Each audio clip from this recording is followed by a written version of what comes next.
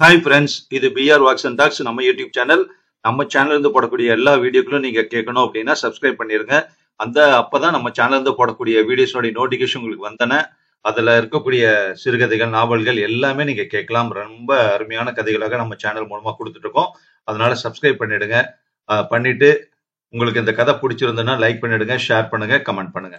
So இந்த வீடியோல கேட்கக்கூடிய கதை எழுத்தாளர் சரோஜா ராமமூர்த்தி அவர்கள் எழுதிய பனித்துளி அப்படிங்கிற ஒரு குடும்ப நாவல். 1957 வெளியான ஒரு குடும்ப நாவல். ரொம்ப அருமையான கதை. விகடன் பத்திரிகையில வந்த ஒரு தொடர்கதை. அப்ப ரொம்ப பாப்புலரா இருந்ததுன்னு சொல்லியிருக்காங்க. ஸோ அந்த கதையினுடைய பகுதிகள் தான் நம்ம கேட்டுட்டு இருக்கோம். இப்போ அடுத்த பகுதியை இந்த வீடியோல கேட்க போறோம். கேட்கலாமா?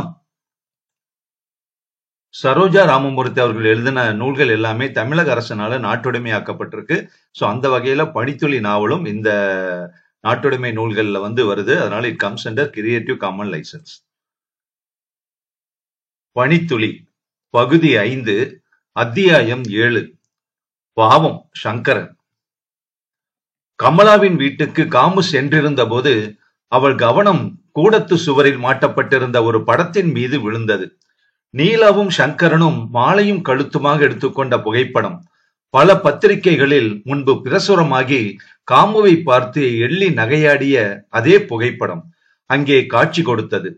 காமு தன் உள்ளத்தில் எழும்பிய பல உணர்ச்சிகளை எவ்வளவோ கட்டுப்படுத்தினாள், கட்டுப்படுத்தவும் முயற்சித்தாள். ஆனால் ஆசைதான் வெற்றி கொண்டது.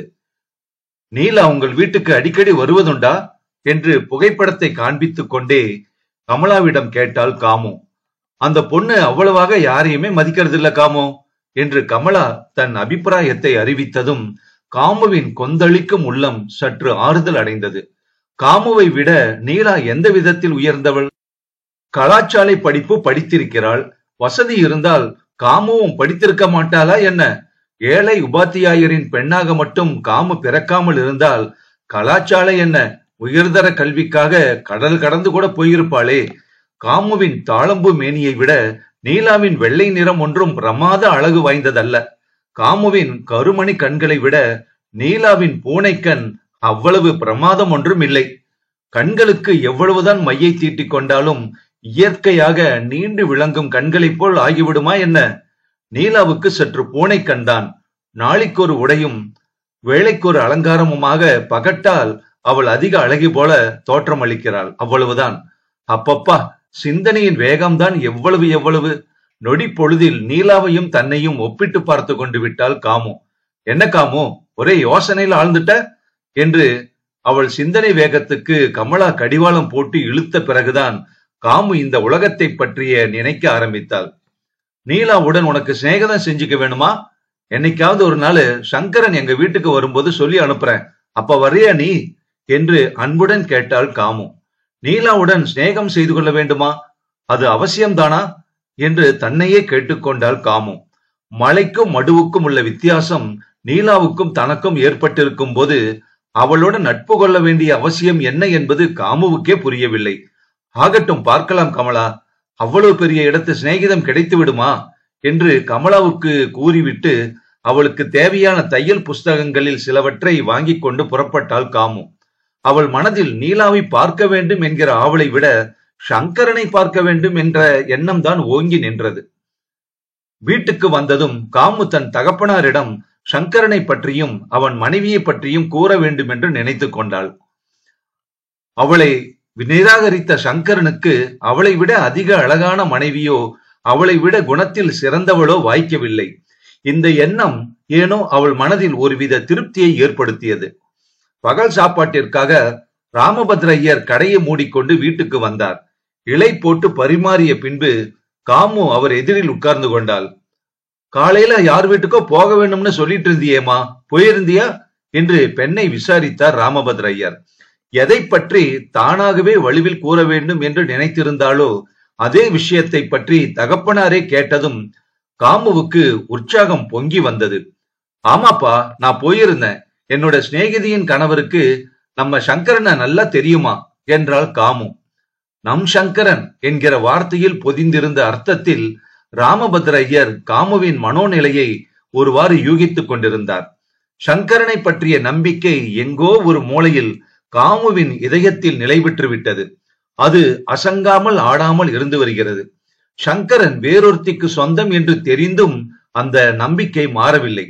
இதன் காரணம் என்ன என்பது அவருக்கு புரியவில்லை. மனித எண்ணங்களுக்கும் மனதுக்கும் புரியாத சக்தி ஒன்று இருக்கிறதல்லவா? அப்படியா என்று கேட்டுவிட்டு சிறிது நேரம் பேசாமல் இருந்தார் அவர். மறுபடியும் காமுவே பேச ஆரம்பித்தாள். அவர் மனைவி நீலா ரொம்பவும் நாகரிகமாமாப்பா, யாரையுமே லட்சியம் பண்ண மாட்டாளாம். பணக்கார வீட்டு பொண்ணு இல்லையாமா, அவங்கள ரொம்ப பேர் அப்படிதான் இருக்காங்க இந்த காலத்துல. அவர் பதில் பட்டும் படாததுமாக இருந்தது காமுவுக்கு. அதற்கு பிறகு ராமபத்ர ஐயர் ஒன்றும் பேசவில்லை. எந்த விஷயத்தையும் அவர் பிரமாதப்படுத்த மாட்டார். அவர் சுபாவம் அப்படி. அநேகமாக ஆண்களின் சுபாவமே அப்படித்தான். பெண்கள் தான் எதையும் கண், காது, மூக்கு வைத்து பேசும் பழக்கம் உள்ளவர்கள். காமு இதே விஷயத்தை அவள் அம்மாவிடம் கூறியிருந்தால் அது இதற்குள் தெருக்கோடி வரைக்கும் பரவியிருக்கும். அநேகமான பெண்கள் அதிகமாக பெறவில்லை. காமு தையல் இயந்திரத்தின் முன்பு உட்கார்ந்தாள். இயந்திரத்தில் தைப்பதற்கு அவள் முயன்றாலும் அவள் மனம் நீலா சங்கரன் பற்றியே எண்ணமிட்டது. பொன்மனையில் இருந்தபோது சங்கரனின் கல்யாண பத்திரிகையை படித்தவுடன் ஏற்படாத தாபம், கல்யாணமானவர்களின் புகைப்படத்தை பத்திரிகைகளில் பார்த்தபோது ஏற்படாத ஆவல், பட்டணம் வந்த பிறகு அவளுக்கு ஏற்பட காரணம் என்ன என்பது அவளுக்கே புரியவில்லை. பணத்தால் மனிதன் உயர்வதும் இல்லை தாழ்வதும் இல்லை என்று அறிஞர்கள் கூறும் வார்த்தையை கமலா அடிக்கடி அவளிடம் சொல்லி காமுவின் மனதில் ஏற்பட்டிருந்த தாழ்வு மனப்பான்மை அகன்றுவிட்டது. சமூகத்தில் அவள் தன்னையே உயர்வாக நினைக்க ஆரம்பித்தாள். கல்யாணம் ஆகவில்லை என்ற 4 பேருக்கு நடுங்கி அடுப்பங்கரையில் அடைக்கலம் புகுந்த காமு இல்லை அவள் இப்போது. நல்ல குணங்கள் மனதில் எழும்போது கூடவே அகங்காரம், கர்வம் என்ற தீய குணங்களும் ஏற்படும் அல்லவா? நன்மையும் தீமையும் ஒன்றை ஒன்று அடுத்து உறவு கொண்டாடுவதுதானே உலக இயல்பு. யார் வீட்டிலோ கல்யாண பெண்ணுக்கு ரவிக்கைகள் தைப்பதற்கு காமுவிடம் கொண்டு வந்து 4-5 துணிகள் கொடுத்திருந்தார்கள். ஆழ்ந்த நீலப்பட்டில் ஜரிகை பொட்டுக்கள் வைத்த துணி ஒன்று, ரோஜா வர்ணத்தில் நட்சத்திரங்களைப் போல் மின்னும் ஜரிகை ரவிக்கை ஒன்று, பால் வர்ணத்தில் ஜரிகை கீற்றுகள் போட்ட துணி ஒன்று. உடம்போடு ஒட்டினார் போல தைத்திருமா, தசு புசுன்னு தச்சிராத, ஒரு ரவிக்கைக்கு 2 ரூபாய் வேணும்னாலும் கூலி தந்துடுறேன் என்று அந்த கல்யாண பெண்ணே காமுவிடம் நேரில் வந்து கூறியிருந்தாள். அவ வீட்டுக்காரர் உத்தரவு அப்படி என்று கல்யாண பெண்ணுடன் வந்திருந்த இன்னொரு பெண் கண்ணை சிமிட்டி சிரித்தாள். வாழ்க்கையில் தாம்பத்திய ஒற்றுமையை போல் இன்பம் தரக்கூடியது வேறொன்றும் இல்லை. வண்டியில் பூட்டிய மாடுகள் இரண்டும் சம நோக்குடன் வண்டியை இழுக்க வேண்டும். முன்னுக்கு பின் முரணாக ஒரு மாடு மிரண்டாலும் வண்டி குடை சாய்ந்து விடும். மறுபடியும் நீலாவையும் சங்கரனையும் காமுவின் மனம் ஒப்பிட்டு பார்த்தது. திடும் என்று அவள் சிந்தனையை குழப்பும் அந்த நீலாவை அவசியம் நேரில் பார்த்து விட வேண்டும் என்று உறுதி கொண்டாள் காமு. கல்யாண பெண்ணின் ரவிக்கைகளை ஒழுங்காக தைத்து மடித்து டிராயரில் வைத்து பூட்டிவிட்டு மாலை வகுப்புக்காக புஸ்தகங்களை எடுத்துக்கொண்டு பள்ளிக்கூடத்துக்கு புறப்பட்டாள் காமு. அவள் வாயிற்படி இறங்குவதற்கு முன்பு அங்கு வந்து நின்ற ரிக்ஷா வண்டியிலிருந்து கமலா அவசரமாக கீழே இறங்கினாள். பெருமூச்சு வாங்க, இத பாரு காமு, அன்னைக்கு உங்ககிட்ட கூறணும்னு இருந்தேன். நீலாவும் சங்கரனும் நாளன்னைக்கு எங்க வீட்டுக்கு டீ சாப்பிட வர்றாங்க. அதுவும் கல்யாணம் ஆனதுக்கு அப்புறம் முறை இப்போதுதான் எங்க வீட்டுக்கு வர்றாங்க. விருந்து சாப்பிடுறாங்க. வெறுங்கையோட அனுப்புனா நல்லா இருக்காது. இந்த பட்டு துணியை வாங்கிட்டு வந்தேன். நீலா கிட்ட போய் ரவிக்கைக்காக அளவும் வாங்கிட்டு வந்திருக்கேன். அழகா தைச்சிரு, என்ன தெரிஞ்சுதா என்று மருதாணி சிவப்பில் தன்னை பறிக்கும் பட்டு ஒன்றை காமுவிடம் கொடுத்தாள் கமலா. காமுவின் மனதில் ஷன காலத்தில் 1000 எண்ணங்கள் தோன்றின. வாழ்க்கையில் முதலாக காலடி வைக்கும் போதே அவளுக்கு போட்டியாக வந்த நிலாவுக்கா ரவிக்கை தைத்து கொடுக்க வேண்டும். அந்த அழகிய சிவப்பு வர்ண பட்டு ரவிக்கையை அணிந்து கொண்டு சங்கரனின் மனதை அவள் மகிழ்விக்கப் போகிறாள். அவர்கள் மகிழ்ந்தால் என்ன, மகிழாமல் இருந்தால் காமுவுக்கு என்ன? பணமில்லாத ஏழை பெண் என்று ஒதுக்கி வைத்த பணக்கார வீட்டு பெண்ணுக்கு, பணக்கார வீட்டு மருமகளுக்கு அவள் ரவிக்கை தைத்து கொடுக்க வேண்டுமா? கையில் வைத்திருந்த பட்டை லேசாக தடவியபடியே காமு யோசிப்பதை பார்த்து, என்ன காமு, ஒரே யோசனையில மூழ்கிட்ட, முடியுமா இல்லையா? உனக்கு முக்கியமான வேலை இருந்தா நானே தச்சிடுறேன் என்றாள் கமலா. வருவாய் போதாமல் கஷ்டப்பட்ட காமுவுக்கு தையல் இயந்திரமும் அதற்கு தேவையான துணிகளும் புஸ்தகங்களும் கொடுத்து உதவும் கமலாவின் வார்த்தையை காமுவால் தட்ட முடியவில்லை. இது என்ன பிரமாதம், நான் தச்சறேன் என்று கூறி துணியை உள்ளே எடுத்து போய் வைத்தாள். ஊரில் எத்தனையோ பேர்களுக்கு துணி தைக்கும் காமுவுக்கு அந்த பட்டை மட்டும் பிரத்யேகமான முறையில் அழகாக வெட்டி தைக்க வேண்டும் என்கிற ஆவல் தோன்றியது. மிக உயர்ந்த மாதிரியான மோஸ்தரில் அதை வெட்டி அழகான ரவிக்கையாக 1 மணி நேரத்திற்குள் தைத்து முடித்து விட்டாள். ரவிக்கையை மடித்து கையில் எடுத்துக்கொண்டு சமையல் அறையில் ஏதோ வேலையாக இருந்த தாயிடம் சென்றாள் காமு. பட்டணம் வந்த பிறகு அம்மாவின் குணமும் அநேகமாக மாறியிருந்தது. காமுவுக்கு அது ஆச்சரியமாகவும் இருந்தது. முன்னை போல் எடுத்ததற்கெல்லாம் முணுமுணுக்காமல் விஷாலாட்சி தான் உண்டு தன் வேலை உண்டு என்று இருந்தாள். கிராமத்தை போல் வெளியில் நாள் தவறாமல் அப்பள கச்சேரிக்கு அவள் போவதற்கு இங்கே இடம் எதுவும் இல்லையே. அம்மா, இந்த ரவிக்கை நல்லா இருக்கான்னு பார்த்து சொல்லுங்க என்று காமு தன் கையில் இருந்த ரவிக்கையை தாயிடம் காண்பித்தாள். நல்லா இருக்குமா, உன்னோட செவப்பு உடம்புக்கு எடுப்பா நல்லா இருக்கும் என்று கூறி மகளின் சிவந்த மேனியை ஆசையுடன் பார்த்தாள் விஷாலாட்சி. இதோட விலை என்ன தெரியுமாமா? கஜம் 7 ரூபாயாக்கும். நமக்கு 1 ரூபாய் கொடுத்து துணி வாங்கவே கஷ்டமா இருக்குதே என்று மனம் விட்டு பேசிய காமு, இது யாருக்காக தைச்சிருக்கேன்னு சொல்லு பார்க்கலாம் என்று மீண்டும் கேட்டாள் காமு. யாருக்காக தைச்சா எனக்கு என்னம்மா, நீ போட்டுக்கிட்டு நான் பார்த்து மகிழ போறேனா என்ன? சாதாரண சீட்டி துணியும் வாயிலும் தான் நீ கொடுத்து வச்சது. நீ படிச்சு உத்தியோகம் பண்ணி சம்பாதிச்சு இந்த மாதிரி விலை உசந்த துணிகளை உடுத்திக்கிற போது நான் இருக்க மாட்டேன் காமு. எனக்கு என்னவோ வர வர உடம்பு தள்ளல. உன்னோட அப்பாவோட உடம்பு பட்டணம் வந்த பிறகு தேறிடுச்சு, என் உடம்புதான் ரொம்ப பலவீனமாயிடுச்சு என்று வருத்தத்துடன் கூறினாள் விஷாலாட்சி. உண்மையும் அதுவேதான். விஷாலாட்சியின் உடம்பு மெலிந்துதான் போயிருந்தது. திரண்டு உருண்டிருந்த தோள்கள் மெலிந்து முழங்கை வரியில் ரவிக்கை தொளதளவென்று தொங்கியது. முகம் களையெழுந்து வெளுத்திருந்தது. பட்டணம் வந்து 2 மாதங்களுக்கெல்லாம் விஷாலாட்சி 10 வயது அதிகமாக தோற்றம் கொடுத்தாள். காமுவுக்கு கல்யாணமாகவில்லையே என்கிற கவலை அவளையும் அறியாமல் அவள் உடலையும் மனதையும் அரிக்க தொடங்கி இருந்தது. பெண்கள் படிக்கிறார்களாம், சுயமாக சம்பாதிப்பதாம், ஒருவர் தயவு இன்றி வாழ்வதாம் என்பவை போன்ற பேச்சுக்களை கேட்டு விஷாலாட்சியின் மனதுக்குள் சிரிப்பு வரும்.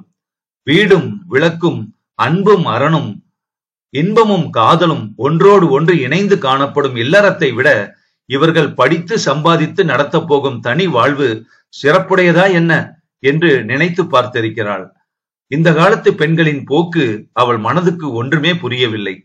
காமுவை போன்ற பெண்கள் 2 குழந்தைகளுடன் தெருவில் போகும்போது அவர்களை பார்த்து பெருமூச்சு விடுவாள் விஷாலாட்சி. அடுத்த வீட்டு பெண் நொடிக்கொரு தரம் என் ஆத்துக்காரருக்கு இது பிடிக்கும் அது பிடிக்கும் என்று அன்புடன் சமைப்பதை பார்த்து அவள் ஏங்கி இருக்கிறாள். கொடிய ஷயரோக கிருமிகளை விட மனோவியாகுலம் மனதை இன்னும் துரிதமாக தொலைத்து விடக்கூடியது. விஷாலாட்சியும் அதற்குத்தான் இலக்காகி கொண்டிருந்தாள். மெலிந்து சோகமே உருவாக உட்கார்ந்திருக்கும் தாயை பார்த்ததும் காமுவின் கண்களில் பளபளவென்று நீர் வழி. அம்மா, நீ இப்படியெல்லாம் மனசை அலட்டிக்க கூடாதுமா, என்ன உன்னோட புள்ளன்னு நினைச்சுக்கோ என்று காமு வாத்சல்யத்துடன் கூறிவிட்டு தாயின் கழுத்தை கட்டி கொண்டாள். தாயின் மனம் மேலும் துயரத்தில் ஆழ்ந்தது. விடியற்காலை வேளை. கிழக்கே ஞானோதயம் ஆகிக் கொண்டிருந்தது. வசந்த காலமாதலால் மரங்கள் எல்லாம் புஷ்பித்து கம் என்று வாசனையை எழுப்பிக் கொண்டிருந்தன. செம்பகம் துளசி மாடத்தை மெழுகி கோலம் போட்டுக் கொண்டிருந்தாள். முதல் நாள் இரவை பற்றி நினைத்தாலே அவளுக்கு உடம்பு ஒரு தரம் நடுங்கியது. முதல் நாள் மாலை சங்கரன் காரியாலயத்தில் இருந்து வருவதற்கு முன்பே நீலா எக்ஸிபிஷன் பார்க்க தன் சிநேகிதிகளுடன் புறப்பட்டு விட்டாள். அவள் உடுத்திக்கொண்டு மாடியில் இருந்து கீழே இறங்கி வந்ததுமே மீனாட்சி அம்மாள் அவளை பார்த்து ஒரு மாதிரியாக விழித்தாள். பிறகு, இந்தாடிமா, எங்கேயாவது போறதானா முன்னாடியே அவங்கிட்ட ஒரு வார்த்தை சொல்லிடு, இல்லாட்டா ஒரு கடிதாசியானோ எழுதி வச்சுட்டு போ. இந்த மாதிரி எல்லாம் சட்டை பண்ணாம இருந்தா அவனுக்கும் பிடிக்காது, எனக்கும் பிடிக்காது என்றாள் அவள். வெளியில போக கூட சுதந்திரம் இல்லையா எனக்கு? நீங்க தான் கர்நாடகம், அவர் கூடவா படிக்கல என்று கேட்டுவிட்டு நீலா பிறந்தகத்தில் அவளுக்கு சீதனமாக கொடுத்திருந்த காரில் போய் ஏறிக்கொண்டு புறப்பட்டாள். நீங்கள் தான் கர்நாடகம், அவர் கூடவா படிக்கல என்று அவள் கேட்ட வார்த்தைகள் மீனாட்சியின் மனதில் சுருக்கென்று குத்தின. கர்நாடகமா? வீட்டை வாசலை கவனித்து கணவனுக்கு பணிவிடை செய்வது கர்நாடகமா? தான் பெற்ற குழந்தைகளை சீராட்டி வளர்ப்பது கர்நாடகமா? தன்னை விட நீலா எந்த விதத்தில் உயர்ந்தவள்? சர்மாவுக்கும் தனக்கும் பல விஷயங்களில் அபிப்பிராய பேதம் இருந்தாலும் ஷர்மாவை கேட்காமல் தான் ஒன்றும் செய்வதில்லையே. குடும்ப விஷயங்களில் எவ்வளவுதான் சச்சரவு ஏற்பட்டாலும் பிரத்தியார் பார்த்து சிரிக்கும்படி தான் ஒருபோதும் கணவனை தாழ்வுபடுத்தியதில்லை. இவ்வாறெல்லாம் எண்ணமிட்டுக் கொண்டே கோபம் நிறைந்த கண்களுடன் மீனாட்சி திரும்பி பார்த்ததும் அவள் எதிரில் செம்பகம்தான் காணப்பட்டாள். நான் கர்நாடகமா, இவ நாகரிகமா? கேட்டியாடி செம்பகம், நீயும் இந்த வீட்டுக்கு வந்து 12 வருஷத்துக்கு மேலாச்சு. உன்னை எத்தனை சொல்லி இருப்பேனா? உன் வாயில் அந்த மாதிரி வார்த்தை இதுவரைக்கும் வந்ததுண்டா என்று தன் மனத்தில் இருந்த ஆத்திரம் பூராவையும் கொட்டி தீர்த்தாள் மீனாட்சி. சின்ன பொண்ணுமா, கொஞ்ச நாளைக்கு அப்புறம் எல்லாம் சரியாயிரும் என்று செம்பகம் கூறியதும், சின்ன பொண்ணா? இந்த நல்ல கல்யாணமாகிற போதே 20 வயசு ஆயிடுதே. சிறுசா சிறுசு, 10 12 வயசு என்ன என்று அவள் பேரில் சீறி விழுந்துவிட்டு கூடத்துக்கு போய்விட்டாள் மீனாட்சி. அதற்கு பிறகு அந்த வீட்டில் பயங்கர அமைதி நிலவ ஆரம்பித்தது. ராத்திரி என்ன சமையல் செய்கிறது என்று கேட்ட சமையல்கார மாமிக்கு மீனாட்சியிடமிருந்து பதில் ஒன்றும் கிடைக்கவில்லை. கடைத்தெருவுக்கு போய் ஏதாவது புடவை பார்த்துட்டு வரலாமா என்று கூப்பிட்ட ருக்மணியிடம் கூட பேசவில்லை மீனாட்சி. சரியாக மணி 5:45 வாசல் ஹாலில் போட்டிருந்த நாற்காலியில் உட்கார்ந்து சங்கரனின் வரவை எதிர்பார்த்து கொண்டிருந்தாள் மீனாட்சி. நிச்சய தாம்பூலம் மாத்தின அன்னைக்கே தெரியும் என்று சமையல்கார அம்மாமி தலையை பலமாக ஆட்டினாள் சம்பகத்தை பார்த்து. பாரேன், உன்னோட மாமியார் அதிகம் பேசினா அவ தனி குடித்தனம் போகாட்டா என் பேரை மாத்தி வச்சுக்கிறேன் என்று மேலும் தன் அபிப்பிராயத்தை ஊர்ஜிதப்படுத்தினாள் அவள். இந்த மாதிரி சுபாவக்காரர்களோடு அதிகம் வைத்துக் கொள்ளக்கூடாது மாமி என்றாள் சம்பகம். மாலை 6 மணிக்கு சங்கரன் காரியாலயத்திலிருந்து வீடு வந்தான். வரும்போதே முகமெல்லாம் வாடி போயிருந்தது. என்றுமில்லாமல் தெருப்பக்கம் நாற்காலியில் உட்கார்ந்திருந்த தாயை கண்டதும் அவன் மனம் திடுக்கிட்டது. எள்ளும் கொள்ளும் படபடவென்று பொறிந்து தள்ளிவிடும் கடும் கோபத்துடன் முகம் சிவக்க மீனாட்சி உஸ்ஸு புஸ் என்று ஒரு பெருமூச்சு விட்டாள். என்னம்மா என்று கேட்டுக்கொண்டே தலையை கைகளால் தாங்கிக் கொண்டு தாயின் அருகில் உட்கார்ந்தான் சங்கரன். சாயங்கால வேளையில தலையில கைய வச்சுக்கிட்டு இது என்னடா அவலட்சணம் என்று கேட்டுக்கொண்டே தாயாருடன் சேர்ந்து ஒத்துப்பாட ருக்மணியும் அங்கு வந்து சேர்ந்தாள். பொண்டாட்டி அமைஞ்சிருக்கிற லட்சணம் மாதிரி இதுவும் ஒண்ணு என்று மீனாட்சி கூறிவிட்டு மேலும் புஷ் என்று பெருமூச்சு விட்டாள். ஏண்டா, நானும் தான் பாக்குறேன், வீட்டுல யாரையும் மதிக்கிறது இல்லையாவ? இந்த மாதிரி இருந்தா நல்லா இருக்காடா? 4 பேர் பார்த்தா என்ன சொல்ல மாட்டாங்க என்று அடுக்கிக் கொண்டே போனாள் ருக்மணி. தாயும் மகளும் மாறி மாறி யாரை பற்றி பேசுகிறார்கள் என்பது புரியாமல் சங்கரன் திகைத்து போனான். வாயை திறக்கிறானா பாருடி, இவன் கொடுக்கிற இடம் தானே இத்தனைக்கும் காரணம் என்று மீனாட்சி ஆத்திரத்துடன் கூறினாள். அதற்குள் பானு அங்கு வந்து சேர்ந்தாள். சித்தப்பா, சித்தி பாட்டி எக்ஸிபிஷனுக்கு கூட்டிட்டு போகலன்னு பாட்டிக்கும் அத்தைக்கும் ஒரே கோபம் என்று சங்கரனின் சங்கடமான நிலையை ஒருவாறு தீர்த்து வைத்தாள் அவள். எனக்கு எக்ஸிபிஷனும் வேண்டாம், ஒன்னும் வேண்டாம், நீயே கேளுடா நியாயத்தை. பொழுது விடிஞ்சு பொழுது போனா அங்க போறேன் இங்க போறேன்னு கிளம்பி விடுறான் பொண்டாட்டி. கிளம்புற வரைக்கும் யாருகிட்டையும் சொல்றது இல்ல. இன்னைக்கு புறப்படும் போது சொன்னேன்டா, அவனிடமாவது ஒரு வார்த்தை சொல்லிட்டு போக கூடாதான்னு. அதுக்கு அவ என்ன சொன்ன தெரியுமா? நான் கர்நாடகமா, நீ படிச்சவனா, அவ எங்கு போனாலும் நீ ஒன்னும் சொல்ல மாட்டியா. நெஞ்சு அழுத்தமும் அகம்பாவமும் நிறைந்த மீனாட்சியின் கண்கள் கலங்கின. சங்கரன் ஒரு முறை நீலாவை மனதார வாழ்த்தினான். பரம சாதுவாக இருக்கும் சம்பகத்தை தன் தாய் படுத்தும் பாட்டிற்கு இப்படி வாயாடியாக ஒரு மருமகள் இருக்க வேண்டியதுதான். ஆனால் இருந்தாலும் மாமியார் என்று ஒரு மதிப்பு வேண்டாமா? 1000 பெற்றாலும் அடக்கம் வேண்டாமா? நாளையிலிருந்து அவ ஜோலிக்கு நான் போக போறதில்லடா, தெரிஞ்சுதா? அடக்கி குடித்தன பாங்குக்கு நீ கொண்டு வருவியோ இல்ல நீயே அவளுக்கு அடங்கி போவியோ என்று கூறிவிட்டு மீனாட்சி அம்மாள் உள்ளே எழுந்து போய்விட்டாள். சங்கரனுக்கு ஏற்கனவே தலையை வலித்துக் கொண்டிருந்தது. பணக்கார வீட்டு பெண் என்கிற அகம்பாவத்தை சில காலமாகவே நீலா கணவனிடம் காட்டத் தொடங்கி இருந்தாள். இன்று தன் தாயையும் அவள் உதாசீனமாக பேசிவிட்டு போயிருந்தது வேறு அவன் கோபத்தை அதிகமாக்கிவிட்டது. மணி 7, 8 என்று கடிகாரத்தில் ஆகிக் கொண்டிருந்தது. வழக்கத்துக்கு மாறாக அன்று எல்லோரும் சீக்கிரமே சாப்பிட்டு விட்டு படுத்துக் கொண்டு விட்டார்கள். சமையல்கார மாமியிடம் மீனாட்சி நீலாவின் சாப்பாட்டை சாப்பிடும் கூடத்தில் ஒரு மூலையில் வைத்துவிட்டு படுத்துக் கொள்ள சொல்லிவிட்டாள். அந்த வீட்டில் தினம் யாராவது சினிமாவுக்கோ நாடகத்துக்கோ கண்காட்சிக்கோ போய்விட்டு இரவு 10 மணிக்கு வந்து சாப்பிடுவார்கள். சமையல்கார மாமி காத்திருந்து உணவு பரிமாறுவாள். இன்று நீலாவை அவமதிக்க வேண்டும் என்று மீனாட்சி அம்மாள் இந்த உத்தரவை சமையல்காரி மாமிக்கு இட்டாள். கோடை காலமாதலால் வெப்பம் அதிகமாக இருக்கவே செம்பகம் பானுவை வைத்துக் கொண்டு தோட்டத்து பக்கம் நிலா வெளிச்சத்தில் உட்கார்ந்திருந்தாள். மல்லிகை பந்தலில் இருந்து கம் என்று வாசனை வீசியது. வெள்ளை வெளேர் என்று மலர்ந்திருந்த மல்லி மலர்கள் நில ஒளியில் வெள்ளி மலர்களைப் போல பிரகாசித்தன. வானவெளியில் சந்திரன் ஊர்ந்து செல்வதை கண்ணிமைக்காமல் பார்த்து கொண்டிருந்தாள் செம்பகம். தொலைவில் 1000 மைல்களுக்கு அப்பால் வசிக்கும் கணவனை நினைத்து ஏங்கியது அவள் மனம். உலகத்துக்கு பொதுவாக ஒளி வீசும் சந்திரன் தன் துயரை, தன் மனக்கசப்பை அங்கு சந்தோஷத்துடன் வாழும் கணவனிடம் கூறுவானோ என்று நினைத்து பார்த்து பெருமூச்சு விட்டாள். கவலையால் முகம் வாடி இருந்தாலும் களை நிறைந்த அந்த முகம் பார்ப்பதற்கு இனிமையாகத்தான் இருந்தது. தாயின் சிந்தனையை கவனித்த பானு, அம்மா, நான் உன்னை போல இருக்கேனா இல்ல அப்பாவை போல இருக்கேனா என்று கேட்டாள். குழந்தை வளர்ந்து பெரியவளாக ஆக கேள்விகளும் பிரமாதமாக இருந்தன. பானு அநேகமாக தாயை போலத்தான் இருந்தாள். ஆனால் நீண்டு தடித்த இமைகளுடன் இருக்கும் கண்கள் அவள் தகப்பனாரை போல் இருந்தன. சதா துயிலில் ஆழ்ந்த தோற்றம் அளிப்பவை. கண்களும் புருவங்களும் அவரை போலத்தான் இருக்கின்றன என்று செம்பகம் வாய்விட்டு கூறினாள். ஒரு தடவை அவள் கணவன் செம்பகத்தை பார்த்து, இப்படி தொட்டால் ஒட்டிக்கொள்ளும் கருப்பாக நான் இருக்கிறேனே, பலாச்சுளை மீது ஈ உட்கார்ந்த மாதிரி இருக்கிறதே, உன்னையும் என்னையும் பக்கத்தில் நிறுத்தினாள். ஆமாம், எதை கண்டு என்னிடம் மயங்கிவிட்டாய் செம்பகா என்று கேட்டான். செம்பகம் வெட்கத்துடன் தலையை குனிந்து கொண்டாள். ஆழ்ந்து தன்னையே நோக்கும் புருஷனின் கண்களின் குளுமையான பார்வையை சந்திக்கும் சக்தியை இழந்துதான் அவள் தலையை குனிந்து கொண்டாள்.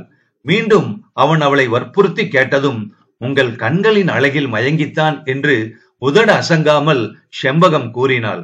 அவையெல்லாம் இன்று கனவு போல ஆகிவிட்டன. மேல் படிப்புக்காக அயல்நாடு போனவன் மனைவி குழந்தையை மறந்தே போனான். பானு தூங்கிவிட்டாள். அவள் தூங்கியதையும் கவனிக்காமல் செம்பகம் இறந்த காலத்தை பற்றியே எண்ணமிட்டு கொண்டு உட்கார்ந்திருந்தாள். மனைவியின் வரவை எதிர்பார்த்து கண் பூத்து போய் தோட்டத்து பக்கம் வந்தான் சங்கரன். மல்லிகை பந்தலின் கீழே உட்கார்ந்திருந்த செம்பகத்தை பார்த்ததும், மன்னி, நீலா உங்ககிட்டயும் சொல்லிட்டு வெளியே போகலையா என்று கேட்டான். நீலாவை பற்றி அவனிடம் என்ன கூறுவது? உன்னுடைய மனைவி யாரைத்தான் மதிக்கிறாள்? அவள் மகா கர்வக்காரி, அகம்பாவம் பிடித்தவள் என்று அவனிடம் சொல்வது சரியாகுமா? செம்பகத்தின் பெருந்தன்மையான குணம், பொறுமை, நிதானம் முதலியவை அவளை அவ்விடம் கூற ஒட்டாமல் தடுத்தன. நீலா கிளம்புற போது நான் சமையல் அறையில வேலையா இருந்தேன். உலக அனுபவமும் குடும்ப பொறுப்பும் ஏற்பட இன்னும் கொஞ்ச காலம் ஆகணும். பிறகு தன்னால திரிந்திருவா பாருங்க என்று இருவருக்கும் பொதுவாக பேசினாள் செம்பகம். தெருவில் பளபளவென்று மின்னிக் கொண்டு நீலாவின் கார் வேகமாக உள்ளே வந்தது. அதில் இருந்து இறங்கி கையில் இருந்த அழகு பையை சுற்றி கொண்டே ஒய்யார நடை போட்டுக் கொண்டு வந்தாள் நீலா. அத்தியாயம் 8. காமு கலங்கவில்லை. தோட்டத்தில் நிலா வெளிச்சத்தில் மைத்துனனும் மன்னியும் என்ன ரகசியம் பேசுகிறார்கள்? பால் போல் நிலா காய்கிறது. செடி கொடிகள் புஷ்பித்து வாசனையை வீசுகின்றன. கணவன் இல்லாமல் பாலைவனத்து நிலவு போல் குன்றி போகும் இளமையுடன் சங்கரன் எதிரே மன்னி செம்பகம் உட்கார்ந்திருக்கிறாள். நீலா படித்த பெண்தான், சமத்துவம் பேசுபவள்தான். இருந்தாலும் அவள் கணவனுடன் இன்னொரு பெண் தாராளமாக தனிமையில் நிலவு வீசும் இரவில் உட்கார்ந்து பேசுவதை சகிக்கும் தியாக உள்ளத்தை படைத்தவள் இல்லை. சரக் சரக் என்று செருப்பு பூமியில் வேகமாய் உராய மாடிப்படிகளில் ஏறிச் சென்றாள் நீலா. உடை மாற்றிக்கொண்டு கீழே அவள் இறங்கி வந்தபோது கூடத்தில் வழக்கமாக எரிந்து கொண்டிருக்கும் குழல் விளக்கும் அணைக்கப்பட்டிருந்தன. தனது அரை வாசல் திரையை நீக்கி நீலாவை பார்த்துவிட்டு ருக்மணி விசுக்கென்று தலையை உள்ளே இழுத்துக் கொண்டாள். சாப்பிடும் இடத்தை நீலா அடைந்த போது சமையல்கார மாமி சுகமாக குரட்டை விட்டு தூங்கிக் கொண்டிருந்தாள். சமையல் அறையை சுத்தமாக அலம்பி கோலம் போட்டு வைத்திருந்தது. அந்த அறையின் மூலையில் பாத்திரங்கள் மூடி வைத்திருப்பதிலிருந்து அவளுக்காக சாப்பாட்டை மூடி வைத்திருக்கிறார்கள் என்பதை உணர்ந்து கொண்டாள் நீலா. குடத்தில் இருந்து ஒரு டம்ளர் நீர் எடுத்து குடித்துவிட்டு கோபத்துடன் மாடிக்கு திரும்பும் போது அவள் எதிரில் செம்பகம் வந்தாள். சாப்பிடவாமா, நான் கையில பசைஞ்சு போடுறேன் என்று உரிமையுடனும் அன்புடனும் அவள் ஓரகத்தியை அழைத்தாள். நீலாவின் உள்ளத்தில் வெந்தழல் போல் கோபம் ஜுவாலை விட்டு எரிய தொடங்கியது. ஆமா, அது ஒண்ணுதான் குறைச்சல் எனக்கு என்று கூறிவிட்டு செம்பகத்தின் பதிலை எதிர்பாராமல் மாடிக்கு போய்விட்டாள். இப்படியும் ஒரு சுபாவமா என்று அதிசயத்தாள் செம்பகம். மைத்துனன் மனதில் மனைவியை பற்றி மாமியாரும் நாத்தனாரும் ஏதோ உருவேற்றி இருக்கிறார்கள் என்பது சங்கரன் சற்று முன் தோட்டத்தில் அவளை பார்த்து நீலாவை பற்றி கேட்டதும் தெரிந்துவிட்டது. செம்பகம் கவலையோடு மறுபடியும் தோட்டத்துக்கு போய் உட்கார்ந்து கொண்டாள். மாடியிலே மைத்துனன் அறையில் கணவனும் மனைவியும் தர்க்கமிடுவது பட்டும் படாததுமாக அவள் செவியில் விழுந்தது. அறையின் ஜன்னல் திரையை விலக்கிவிட்டு அதன் அருகில் நாற்காலியில் உட்கார்ந்திருந்தான் சங்கரன். சாப்பிட்டியா? உன்னதான் கேட்கிறேன். ரொம்பவும் கரிசனம் உங்களுக்கு. நீலாவின் வார்த்தைகள் மெதுவாக ஆனால் அழுத்தமாக வெளியே வந்தன.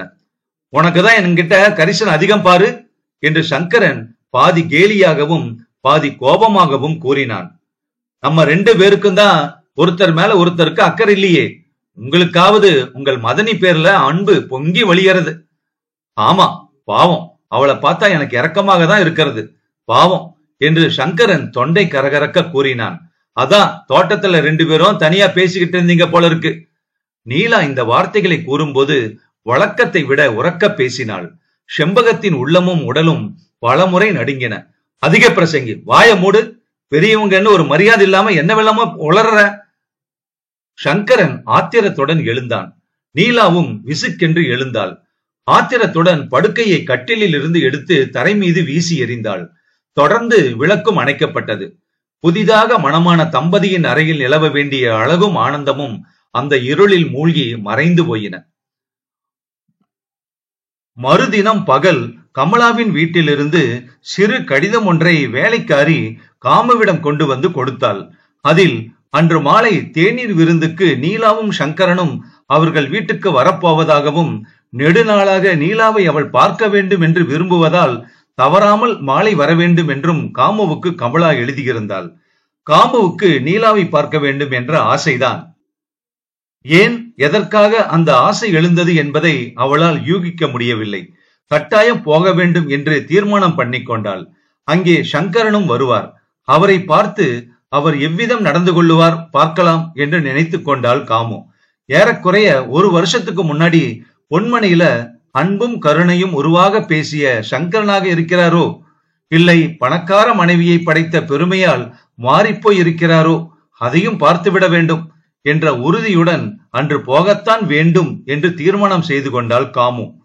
மாலை 4 மணி முதற்கொண்டே தலைவாரி பின்னி பூச்சூட்டி கொண்டு அழகிய வாயில் புடவையை உடுத்திக் கொண்டாள் காமு. அவள் கண்களே அழகானவை. மேலும் அவைகளுக்கு அழகு செய்தது போல் மைத்தீட்டி பொட்டிட்டு தன் உருவத்தை கண்ணாடியில் பார்த்தாள். மெல்லிய கோடுகள் போட்ட வாயில் ரவிக்கை அவளுக்கு மிகவும் எடுப்பாக இருந்தது. அந்த ரவிக்கையை பார்த்ததும் 2-3 மாதங்களுக்கு முன்பு நீலாவுக்காக அவள் தைத்து கொடுத்த பட்டு ரவிக்கையின் நினைவு வந்தது அவளுக்கு. அலங்கரித்து கொண்டு முடித்ததும் தாயிடம் சென்று, அம்மா, இன்னைக்கு நான் எங்க போறேன் சொல்லு பார்க்கலாம் என்று கேட்டாள் காமு. விசாலாட்சி குழி விழுந்த கண்களால் மகளை பார்த்தாள். எழிலோடு யௌவனத்தின் வாயிலில் பூரிப்புடன் நிற்கும் அவளை பார்த்ததும் அவள் கண்களில் ஒளி வீசியது. அலங்காரம் எல்லாம் பலமா இருக்கேம்மா, எங்க போறியோ? யாராவது சிநேகிதிக்கு கல்யாணமா இருக்கும் என்றாள் விசாலாட்சி. இல்லம்மா, கமலாவோட வீட்டுக்கு போறேன். அங்க நமக்கு தெரிஞ்சவங்க வர்றாங்க. உனக்கும் அப்பாவுக்கும் கூட தெரிஞ்சவங்க தாமா. நம்ம சங்கரனும் அவர் மனைவியும் கமலாவின் வீட்டுக்கு சாயந்தரம் வர்றாங்களாம் என்று கூறி முடித்தாள் காமு. விஷாலாட்சி பெண் கூறியதை காதில் வாங்கிக் கொள்ளவில்லை என்பதை அவள் முகபாவம் காட்டியது. சீக்கிரம் வந்துருமா காமு, அப்பா கடையை மூடிட்டு வந்துருவார், சாதம் போடணும் அவருக்கு என்று கூறினாள் விஷாலாட்சி. எல்லா வேலைகளையும் செஞ்சிட்டேமா, நீ எழுந்திருக்கவே வேண்டாம் என்று சொல்லிவிட்டு காமு கமலாவின் வீட்டுக்கு புறப்பட்டாள். விஷாலாட்சியின் உடல்நிலை நாளுக்கு நாள் மிகவும் மோசமாகி கொண்டு வந்தது. 1000 அப்பளமிட்டு சலிக்காமல் வீட்டு வேலைகள் செய்து பழக்கப்பட்டவள் இன்று 2 பேருக்கு சமைப்பதற்கு கூட கஷ்டப்பட்டாள். உடலில் சதைப்பிடிப்பு வற்றி போய் எலும்புக்கூடாக இருந்தாள். எடுத்ததற்கெல்லாம் பிழு பிழுவென்று கணவனுடன் சண்டையை பிடித்து வாதாடுபவள் தானுண்டு தன் வேலையுண்டு என்று அடங்கி கிடந்தாள்.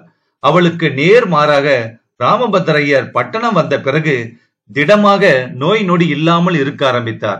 வாழ்க்கை பூராவும் ஏழை உபாத்தியாயரை மணந்து கொண்டு அவருடன் வறுமையில் வாடிய விசாலாட்சியை பார்க்கும் போதெல்லாம் அவர் மனம் கஷ்டப்படும்.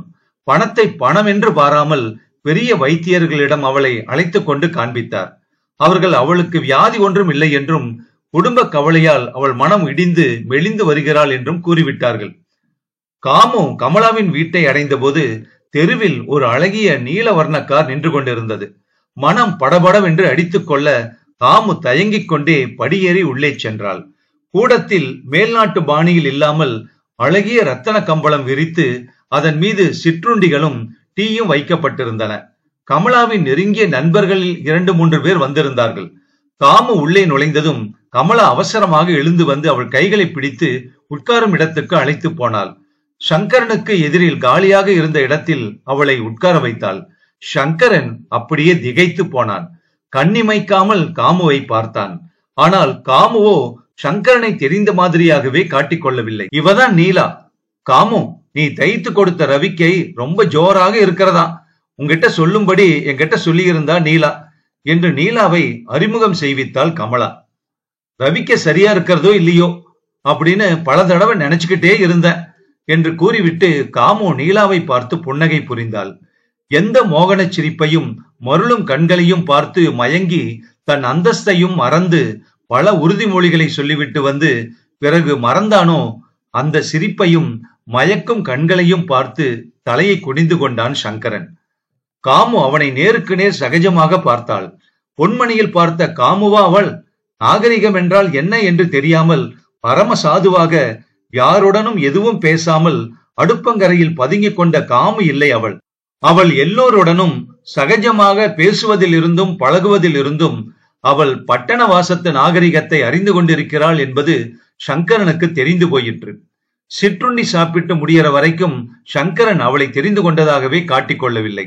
எல்லோரும் கை அலம்பிவிட்டு கூடத்தில் வந்து உட்கார்ந்த போது காமு கொள்ளை பக்கம் கமலாவுக்கு உதவியாக பாத்திரங்களையும் கோப்பைகளையும் அலம்பி ஒழுங்குபடுத்தும் வேளையில் முனைந்தாள். சரசரவென்று பீங்கான் கோப்பைகளை அலம்பி அவள் ஒழுங்குபடுத்துவதே ஒரு அழகாக இருந்தது. கூடத்தில் நீலா தன் அழகு பையை திறந்து அதிலிருந்து சிறிது மாவு எடுத்து முகத்துக்கு ஒற்றிக்கொண்டாள். உதடுகளுக்கு சிவப்பு சாயத்தை லேசாக தடவிக்கொண்டாள். இப்படி வந்த இடம் போன இடம் இல்லாமல் நாகரிகம் முதிர்ந்த பெண்கள் அலங்காரம் பண்ணிக்கொள்வது சிறிது அருவருப்பை தரக்கூடிய விஷயம்தான். சங்கரன் கூடத்துக்கும் கொல்லை பக்கத்துக்கும் இடையில் இருந்த தாழ்வாரத்தில் நின்று காமுவையும் நீலாவையும் மாறி மாறி பார்த்தான். காமு பட்டினவாசத்து நாகரிகத்தை தெரிந்து கொண்டாலும் அதற்கு ஓர் அளவு கொடுத்து வைத்திருக்கிறாள். பண்டைய பண்பாடுடன் நவீனத்தின் அழகும் கலந்து அவளிடம் மிகவும் பிரகாசிக்கிறது என்று எண்ணினான் சங்கரன். களைத்து போன தன் தோழி கமலாவுக்காக உதவும் அவள் மனப்பான்மை அவளுடைய பழைய கிராமிய வாழ்வை காட்டியது. 4 பேருடன் சரளமாக பழகும் அவள் சுபாவம் புது நாகரிகத்தின் பழக்கத்தை காட்டியது. காமு பாத்திரங்களை அலம்பி முடித்ததும் முகத்தில் அரும்பிய வியர்வையை கைக்குட்டையால் துடைத்துக் கொண்டு கூடத்துக்கு வந்தாள்.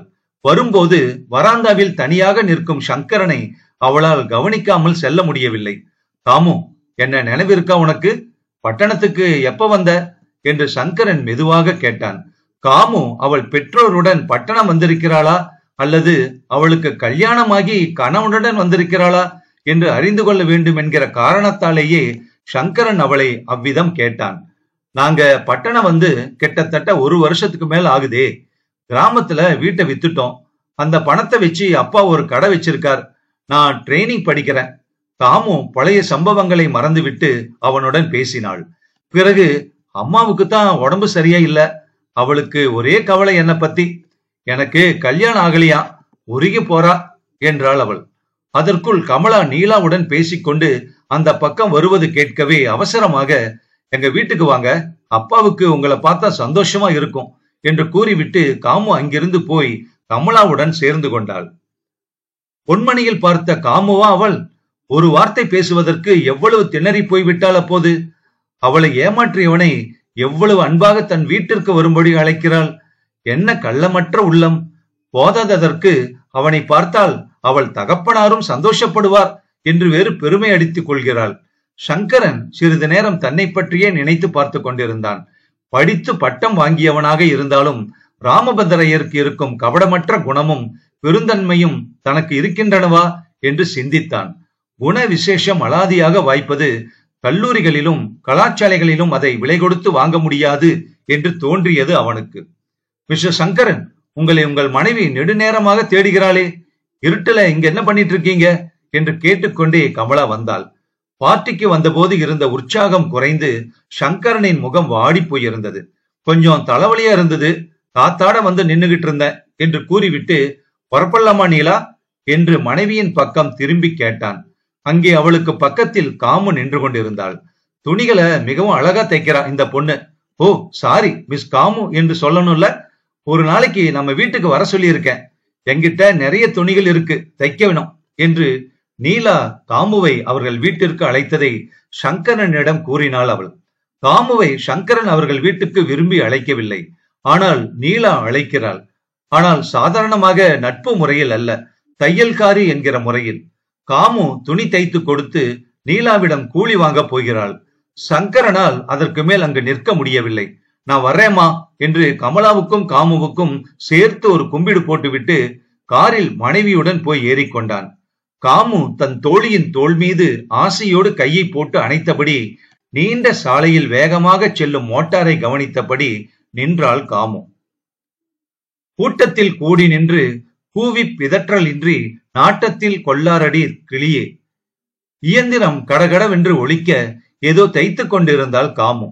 கடைக்கு அன்று விடுமுறையாதலால் ராமபத்ர ஐயர் தினசரி ஒன்றை படித்துக் கொண்டு உட்கார்ந்திருந்தார். விஷாலாட்சி மனைக்கட்டை தலைக்கு உயரமாக வைத்துக் கொண்டு தூங்கிக் கொண்டிருந்தாள். சங்கரனை அன்று கமலாவின் வீட்டில் பார்த்த பிறகு காமுவின் மனம் ஒரு நிலையில் இல்லை. இவ்வளவு நாகரிகமும் டம்பமும் நிறைந்த மனைவியுடன் சங்கரனால் எவ்விதம் வாழ்க்கை நடத்த முடிகிறது என்று திருப்பி திருப்பி தன்னையே கேட்டுக்கொண்டாள் காமு. தமிழ்நாட்டு பெண்களுக்கு திடீர் என்று பஞ்சாபி உடை மீது காதல் ஏற்படுவானேன்? தமிழ்நாட்டு உடைமுறை நன்றாக இல்லையா? அழகிய கரை போட்ட பாவாடையும் தாவணியும் வயிற்றை குமட்டுகின்றனவா? கிள்ளுக்கிள்ளாக குசுமம் வைத்து கட்டிக்கொள்ளும் பட்டு நூல் சேலைகளை பார்த்தால் வயிற்றை புரட்டுகிறதா? யாரை பார்த்தாலும் 5 வயது குழந்தையில் இருந்து 20 வயது குமரி வரையில் பஞ்சாபி உடை அணிந்து உலாவுகிறார்களே. பஞ்சாப் சகோதரிகள் மீது நமக்கொன்றும் கோபம் இல்லை. ஆனால் நீலாவின் அந்த பஞ்சாப் நாகரிகம் காமுவுக்கு அருவருப்பாக இருந்தது. கர்நாடக மனுஷியான மீனாட்சி அம்மாளின் நாட்டு பெண் இவ்வளவு நாகரிகமாகவும் அதுவும் வடக்கத்தி பாணியில் உடை அணிவதும் மிகவும் ஆச்சரியமாக இருந்தது காமுவுக்கு. நீலா அவளை தன் வீட்டிற்கு அழைத்திருந்தாள். அவள் அவர்கள் வீட்டுக்கு போவதா வேண்டாமா என்று யோசித்துக் கொண்டிருந்தாள். தன் உத்தேசத்தை தகப்பனாரிடம் கூறிய போது, அதெல்லாம் வேண்டாமா, நமக்கு அங்க என்ன ஜோலி இருக்கு, வேணும்னா அவங்களே வரட்டும் என்று அவர் கூறிவிட்டார். காமு, என்ன நினைவிருக்கா உனக்கு என்று சங்கரன் கேட்ட வார்த்தைகள் திரும்ப திரும்ப கணீர் என்று அவள் செவிகளில் ஒலித்தன. சங்கரனை மறந்து விடுவாளா காமு? அப்படி மறக்கிறவளாக இருந்தால் பத்திரிகையில் பிரசுரமான அவன் கல்யாண படத்தை எதற்கு பெட்டியில் பத்திரப்படுத்தி வைக்கிறாள்? அவனையும் அவன் மனைவியையும் நேரில் பார்க்க வேண்டும் என்று கமலாவின் வீட்டிற்கு எதற்காக போகிறாள்? சங்கரன் அவள் மனதில் நிலையாக இடம் பெற்று விட்டான். அந்த இடத்தை வேறு யாருக்கும் அவளால் அளிக்க முடியாது. மெலிந்து வாடி வரும் தாயின் அபிலாஷையை கூட பூர்த்தி செய்ய வேண்டும் என்கிற எண்ணம் இல்லாமல் காமு ட்ரைனிங் படித்து உபாத்தியாயினி வேலையை ஏற்கப் போவதும் சங்கரனை மறக்க முடியாத காரணத்தால் தானே. தெருவில் பழம் விற்பவரும் சாமான்கள் விற்பவர்களும் அசந்து உட்கார்ந்து ஓய்வு எடுத்துக் கொள்ளும் பகல் நேரம். வெயில் கடுமையாகத்தான் இருந்தது. மண் கூஜாவில் இருந்து தீர்த்தம் எடுத்து சாப்பிட்டு விட்டு மறுபடியும் தையல் இயந்திரத்தின் முன்பு வந்து உட்கார்ந்தாள் காமு. அப்போது தெருவில் கார் வந்து நிற்கும் சத்தம் கேட்டது. சிறிது நேரத்திற்கெல்லாம் வாயிற்கதவை திறந்து கொண்டு சங்கரன் உள்ளே வந்தான். காமு ஒரு கணம் திகைத்து போனாள். உடனே சமாளித்துக் கொண்டு அரை தூக்கத்தில் இருந்த தகப்பனாரிடம், அப்பா யார் வந்திருக்கார் பாருங்க என்று கூறினாள். ஆவல் ததும்பும் கண்களுடன் காமுவை பார்த்துவிட்டு சங்கரன் அங்கு இருந்த ஒரு நாற்காலியில் உட்கார்ந்து கொண்டான். சௌக்கியமாப்பா, உன்னோட மனைவியையும் கூட்டிட்டு வந்திருக்கியா என்று அவனை விசாரித்தார் ராமபத்ர ஐயர். சௌக்கியம்தான் மாமா, நீங்க இங்க வந்து ரொம்ப நாள் ஆகிறதோ, வீட்டு பக்கம் வராம இருந்துட்டீங்களே. காமு மிஷினை மூடி வைத்து விட்டு எழுந்தாள் காஃபி போடுவதற்காக. அப்பாவோட பேசிட்டு இருங்க, இதோ வந்துட்டேன் என்று சொல்லிவிட்டு சமையல் அறைக்குள் சென்றாள். அடையாளம் தெரியாமல் உருமாறி கூடத்து மூலையில் சுருட்டி படுத்துக் கொண்டிருக்கும் விஷாலாட்சியை பார்த்ததும் சங்கரனுக்கு தூக்கி வாரி போட்டது. அவளையே உற்று பார்த்துவிட்டு, மாமி என்ன இப்படி அழைச்சி போயிருக்காங்க மாமா, என்ன உடம்புக்கு என்று விசாரித்தான். உடம்புக்கு என்னன்னு ஏதாவது தெரிஞ்சாதேனே வைத்தியம் பண்றதுக்கு, கிராமத்தை விட்டு வந்தப்புறம் இப்படி அழைச்சு போயிருக்கா என்று கூறிவிட்டு, நான் அப்பாவை வந்து பார்க்கணும்னு நினைச்சுக்கிட்டு இருந்தேன். ஆனா சர்மா என்ன நினைவு வச்சிட்டு இருக்கானோ இல்லையோன்னு பேசாம இருந்துட்டேன் என்று சொல்லிவிட்டு ராமபத்ர ஐயர் சங்கரனை பார்த்தார். சங்கரனுக்கு அவர் தன்னை குத்தி காட்டுவதாகவே தோன்றியது. இதற்குள் காமு 2 டம்ளர்களில் காஃபியை கொண்டு வந்து வைத்தாள்.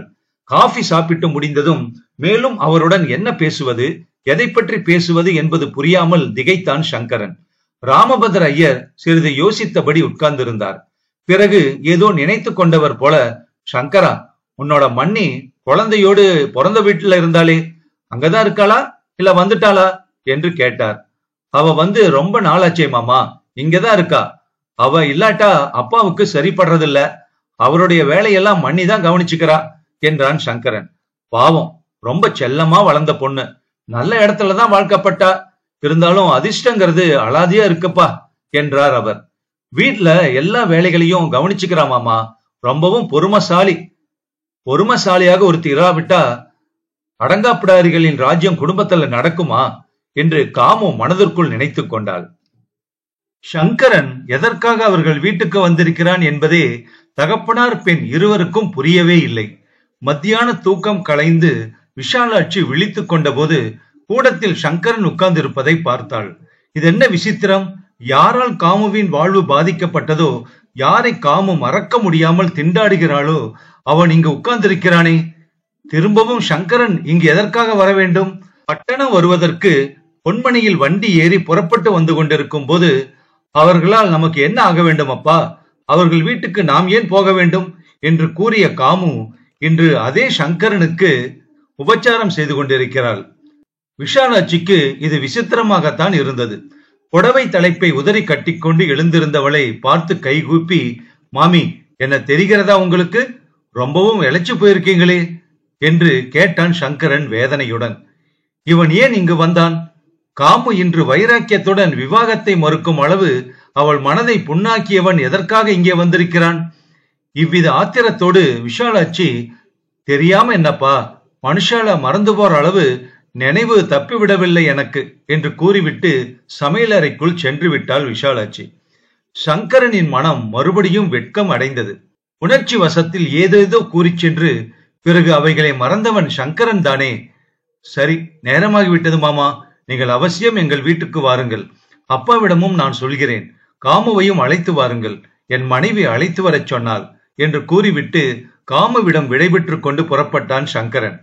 ஆகட்டும், பார்க்கலாம்பா, மாமி சொன்னத மனசுல வச்சுக்காத சங்கரா. காமுவுக்கு இன்னும் கல்யாணம் ஆகலன்னு கண்டவங்க பேர்ல எரிஞ்சு விழுந்துகிட்டு இருக்கா மாமி என்று இன்னும் ஏதேதோ சொல்லிக்கொண்டு வாசல் வரையில் வழி அனுப்ப வந்தார் ராமபத்ர ஐயர். காரில் சென்று கொண்டிருக்கும் போது சங்கரன் பலவிதமாக எண்ணமிட்டான். காமு அவனை மறக்கவில்லை, அவன் கூறிய வார்த்தைகளை மறக்கவில்லை. சொல்லுக்கும் செயலுக்கும் மதிப்பு வைத்திருக்கிறாள். காமு அவனை மறக்காததை பற்றி அவன் மனம் சந்தோஷப்பட்டது.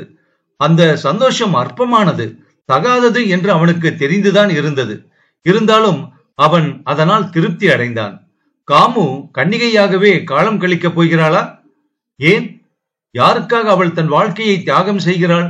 சங்கரனுக்காகவா? சங்கரனை விட அவள் படித்தவள் அல்ல, அவனை விட விஷயம் தெரிந்தவளும் அல்ல. இருந்த போதிலும் காமுவின் மனம் உண்மைக்கும் அன்புக்கும் கட்டுப்பட்டிருக்கிறது. சங்கரனின் மண்டை கனத்தது. காரின் ஸ்டீரிங் வீல் கைப்பிடியில் இருந்து நழுவி விடுவது போன்ற பிரமை ஏற்பட்டது அவனுக்கு. அவன் இவ்விதம் எண்ணமிட்டு கொண்டு செல்லும் போது கடற்கரை சமீபத்தில் வந்து கொண்டிருந்தான். மனதை சுதாரித்துக் கொண்டு மேலும் செல்லலாம் என்று வண்டியை கரையோரம் நிறுத்திவிட்டு மரங்கள் அடர்ந்த இடத்தில் சென்று அமர்ந்தான் சங்கரன். மாலை சுமார் 4 மணி இருக்குமாதலால் கடற்கரையில் கூட்டம் அதிகமில்லை. இந்த நாவலோட தொடர்ச்சியை அடுத்த பகுதியில் கேட்கலாம்.